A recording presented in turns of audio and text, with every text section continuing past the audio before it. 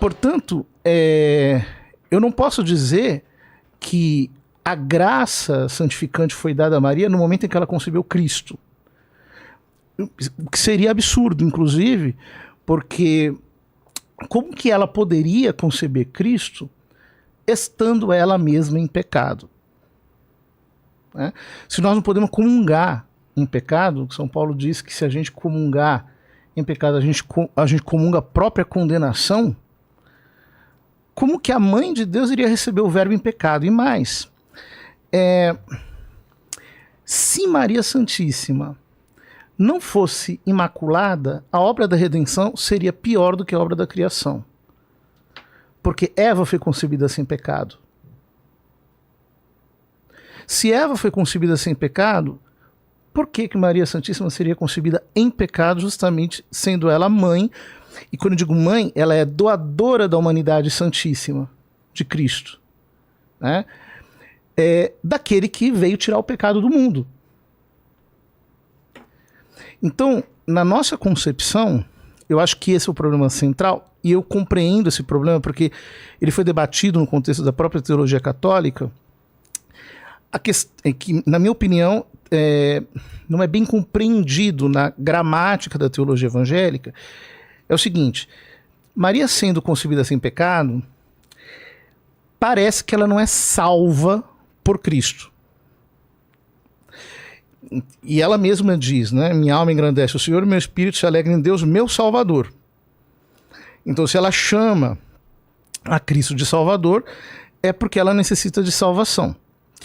Porém, e aqui um elemento da teologia católica muito interessante, existem dois modos de salvar. Um modo é quando a pessoa está, por exemplo, ela já sucumbiu ao perigo. E o outro modo de salvar é preservando-a do perigo.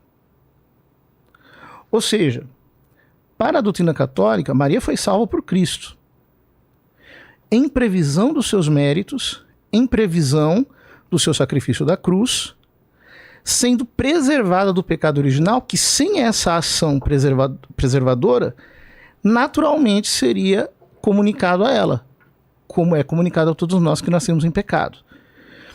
Então, a ideia de que a Imaculada Conceição ela seria uma exceção, ou seja, haveria alguém que não foi salvo por Cristo, para nós é herética. Uhum. Todos são salvos por Cristo. E a ideia de imaginar que a Imaculada Conceição é uma exceção ao todos pecaram, estão privados da glória de Deus e a justificação se dá gratuitamente, também é herética. Porque no caso dela, ela também foi salva do pecado por Cristo, em previsão dos seus méritos, para que ela pudesse ser mãe de Cristo, e ela o foi gratuitamente. Quer dizer, sem nenhum tipo de ação prévia da sua parte, simplesmente para cumprir a missão de mãe de Deus. Ok. Tem algumas questões que são interessantes nesse aspecto, padre. Por exemplo, quando nós falamos, né, quando nós vemos no Novo Testamento a ideia de cheia de graça, né, o agraciado, nós vemos, por exemplo, lá no capítulo 6 de Atos, Estevão, cheio da graça de Deus, fazendo e falando com a autoridade que Deus lhe deu, né, perante o Sinédrio. Embora ali não é recharitomene, é uma outra palavra.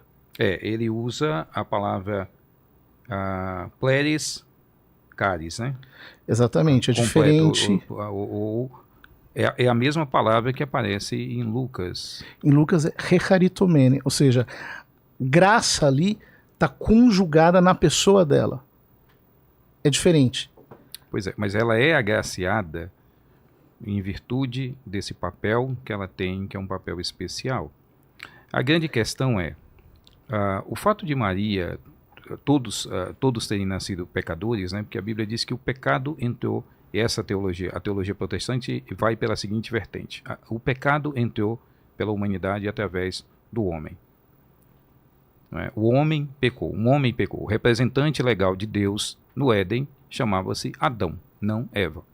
Adão é o representante legal de Deus, ele que responde, Deus fala com ele. E a partir desse conceito de que o pecado, de que Deus fala com ele, repousa a ideia de que o pecado entra através dessa ideia do homem. É a doutrina do cabeça federativo, né? Cabeça federativo. E aí o que ocorre? Maria, nós entendemos que ela teve pais naturais. Então, como tendo pais naturais, ela foi uma mulher natural nesse aspecto. Ela nasceu com a mesma natureza. A gente faz a distinção da pessoa viver em pecado, ser um pecador, e a pessoa nascer em pecado. Todos nasceram em pecados, todos nós temos a natureza pecaminosa, não é? Mas, ao mesmo tempo que nós não somos, eu não preciso ter todos os pecados da minha vida, eu não preciso viver uma vida de pecado, não é? Mesmo tendo uma natureza pecaminosa. Ou seja, eu vou ter tendências pecaminosas, inclinações pecaminosas, mas não serei eu a pessoa que tenho que viver e realizar todo tipo de pecado. Então nós entendemos que Maria, ela é essa pessoa que nasceu de pais humanos, sem nada de intervenção divina no nascimento dela. Então ela é uma pessoa comum nesse aspecto humano. A igreja, né, é interessante essa questão da tradição, porque tem uma coisa muito curiosa que o padre José Eduardo acabou de falar, a questão da tradição e a escritura. O próprio Novo Testamento, né, e esse Novo Testamento ele é aceito pela ortodoxia grega, pela igreja oriental, pela igreja católica, no ocidente, na igreja católica romana, os protestantes, todas essas vertentes abraçam, não é, o Novo Testamento. A gente tem discussão sobre o cânon do Antigo. Não é? O cânon do Antigo não fecha nessas três tradições, entre protestantes, católicos e ortodoxia. Não fecha o cânon do Antigo, mas o Novo é comum, o Novo tranquilo.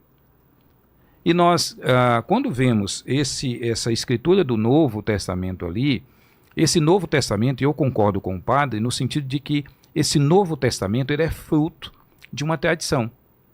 Por quê? Porque entre a morte de Jesus, a ressurreição dele, e a composição dos livros, tem um gap. De quantos anos? 20 anos em alguns evangelhos. Uns 30 anos. 20, 30 anos, porque tem uma discussão sobre Marcos, tem uma discussão sobre Coríntios, etc. Entendeu? Entendi. E até o próprio livro de Gálatas também, tem alguns livros que foram escritos antes dos evangelhos, apesar de cronologicamente não parecerem dessa forma. Então, o Novo Testamento nós entendemos também que é fruto dessa tradição, porque Jesus não saiu e deixou tudo pronto aqui, foi para o céu e deixou um Novo Testamento produzido. Deixou a igreja. Deixou a igreja.